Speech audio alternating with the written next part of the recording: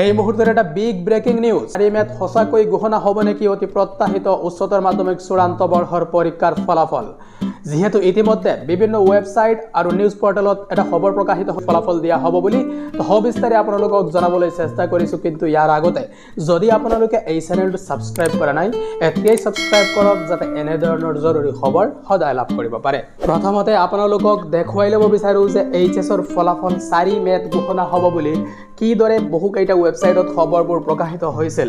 আপোনালোকে এতিয়া স্ক্ৰীনত প্ৰত্যক্ষ কৰিব পাৰিছে যে এইচএছৰ ফলাফল 4 মেত দিয়া হ'ব বুলি ইয়াত লিখা আছে আৰু এই খবৰবোৰ বহু ছাত্ৰ-ছাত্ৰীসকলে সঁচা বুলি ভাবিছে। মই আপোনালোকক জনাব বিচাৰো যে এই যিবোৰ খবৰ আপোনালোকে বিভিন্ন ওয়েবসাইটত লাভ কৰিছে এইবোৰ সম্পূৰ্ণৰূপে ভুৱা। এইচএছৰ ফলাফল 5 মেৰ আগতে ঘোষণা কৰা নহয়।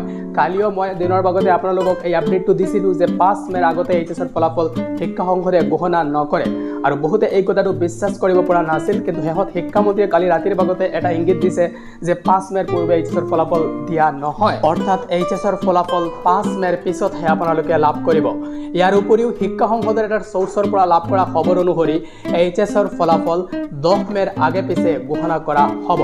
যদিও এতিয়ালৈকে এইচএছৰ ফলাফলৰ তাৰিখটো চূড়ান্ত হোৱা নাই, ফলাফলৰ তাৰিখ চূড়ান্ত হ'লেই আপোনালোকে সকলোতকৈ আগতে এই চেনেলৰ যোগেদি খবৰটো লাভ কৰিব।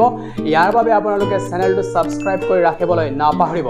আৰু আপোনালোকে জানে যে এতিয়ালৈকে যিবোৰ আপডেট আপোনালোকৰ সৈতে শ্বেয়াৰ কৰিছো মই সকলোবোৰ সঠিক বুলি প্ৰমাণিত হৈছে। আৰু এই মুহূৰ্তৰ যেটো চূড়ান্ত খবৰ এইটো হৈছে যে এইচএছৰ ফলাফল 5 মেৰ আগতে ঘোষণা কৰা নহয়, আপোনালোকে 5 মেৰ পিছতে এইচএছৰ ফলাফল লাভ কৰিব আৰু খুব সম্ভৱতঃ 10 মেৰ আগে পিছে এইচএছৰ ফলাফল শিক্ষা সংসদে ঘোষণা কৰিব আৰু চূড়ান্ত তাৰিখটো আপোনালোকে এই চেনেলৰ যোগেদি সকলোতকৈ আগতে লাভ কৰিব।